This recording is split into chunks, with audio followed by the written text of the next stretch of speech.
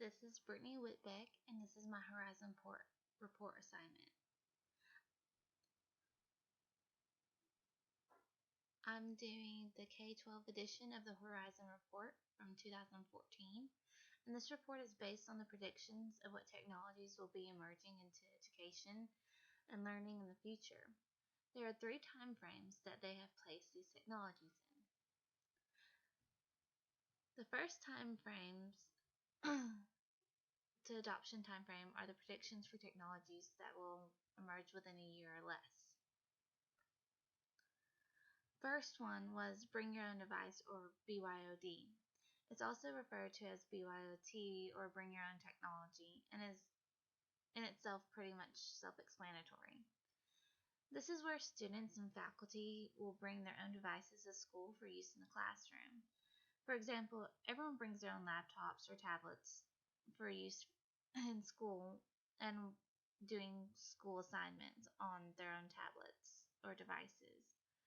According to the Horizon Report, the use of personal computing devices in the classroom has been proven to foster a more seamless learning experience for the students.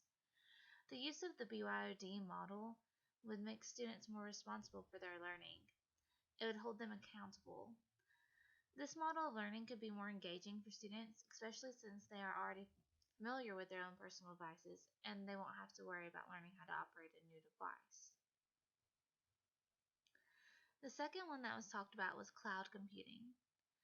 This is the on-demand services and tools that serve the technology users through the internet and is generated through a specialized data center.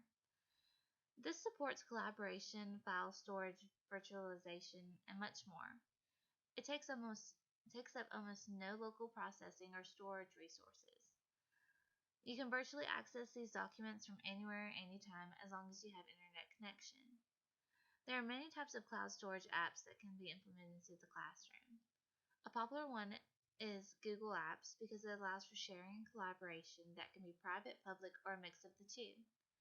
Cloud computing, according to the Horizon Report, helps promote communication, creativity, collaboration, and productivity among not just the teachers but the students as well.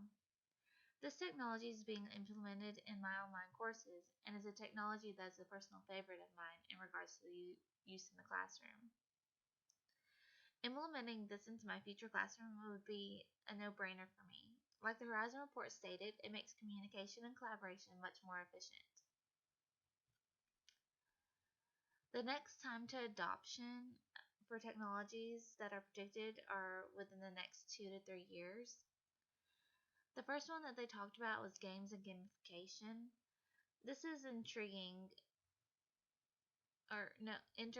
the gaming element and framework in non-gaming situations. This is basically using the software that can be embedded into web applications that can also be used for learning purposes. This technology has been featured a few times and is just over the horizon in development.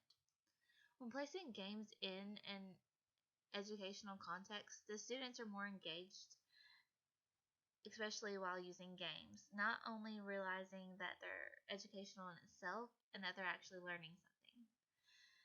Take Minecraft, for example. It's appealing to not just children but adults as well. No certain goals are required in the game, and the players are free to explore a virtual surrounding.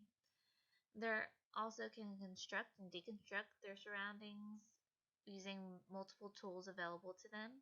It's a great game because it highlights the way to computer science, because the users are required to use programming skills to overcome certain challenges and obstacles within the virtual world that they're in. So this would be a great one to incorporate into the classroom for free time that the students might earn, or preferred activity that they could earn through good behavior rewards. The next one that is talked about is learning analytics. This one can be a little tricky, and it's about using student data to help improve curriculum and education. Pretty much it is taking student data, for example, students who take land-based classes, distance classes, hybrid classes, etc. Takes that data to help incorporate which classes need to be more land-based, hybrid, or completely distance-based classes. You can take the wikis and Blackboard, for example. Those applications can track everything that students do while they're logged into that site.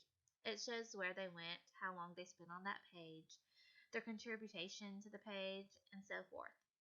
You can use this in the classroom by taking polls and seeing what subjects the students are favor and which ones they don't favor.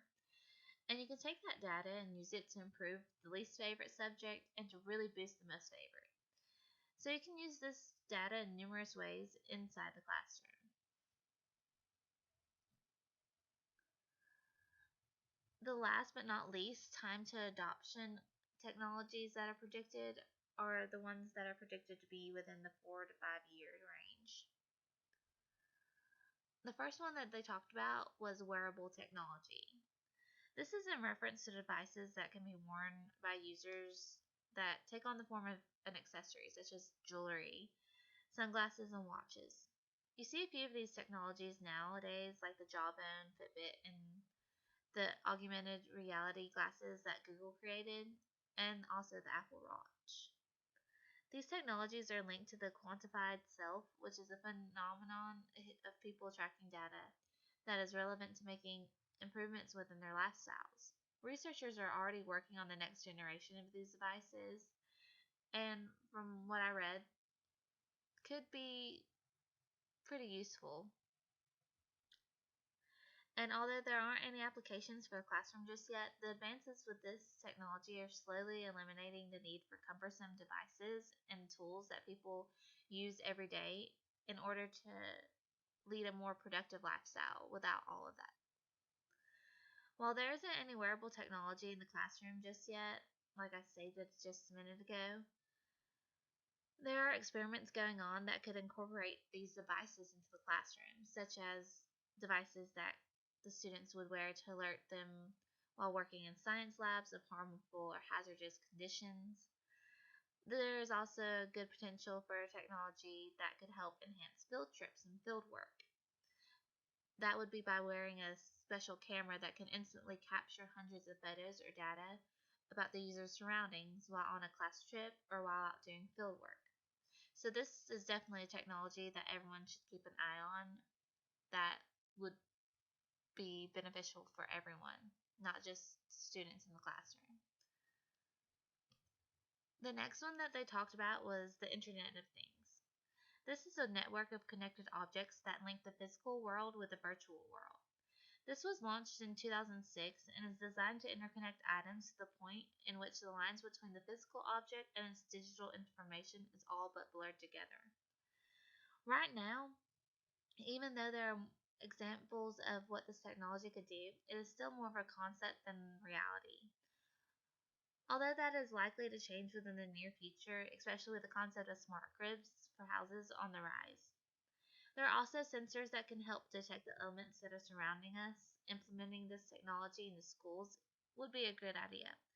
It could discreetly alert teachers when there is a threat on campus so that the students don't panic, or when students need help but are too shy to or embarrassed to raise their hand and ask the question, they could discreetly send an alert to the teacher.